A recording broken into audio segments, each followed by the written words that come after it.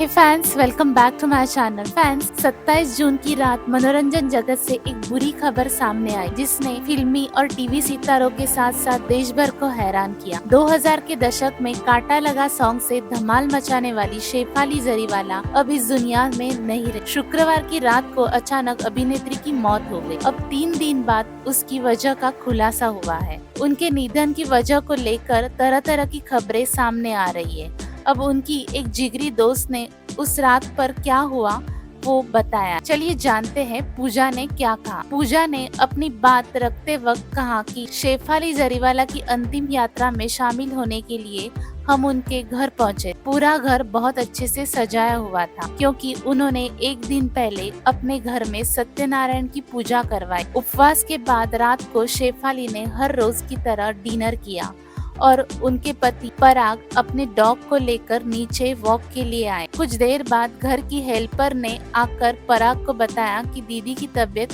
खराब हो रही। पराग जब तक ऊपर पहुंचते तब तक शेफाली की हालत खराब हो गई। उसकी पल्स चल रही थी लेकिन आंखें नहीं खुल रही। उसकी बॉडी का वजन बढ़ गया था। आनन फानन में पराग उसको लेकर हॉस्पिटल पहुंचे लेकिन तब तक शायद देर हो गई एंड डॉक्टर्स ने उन्हें मृत घोषित कर दिया। पुलिस जांच में ये भी सामने आया कि शेफाली एंटी एजिंग दवाएं भी ले। पूजा घई ने उस मामले पर बात की है जिसमें शेफाली जरीवाला के एंटी एजिंग ट्रीटमेंट की चर्चा चल रही है। उन्होंने कहा, किसी की पर्सनल लाइफ के बारे में इतना नहीं बोलना चाहिए। एक एक्ट्रेस के तौर पर आज के दौर में ऐसा हर कोई कर रहा है, ये बेहद कॉमन हो गया है। विटामिन सी ड्रॉप का इस्तेमाल हर सैलून में किया जाता है। कुछ आईवी टैबलेट का यूज करते हैं तो कुछ आईवी ड्रिप लेते। उसने भी ली थी।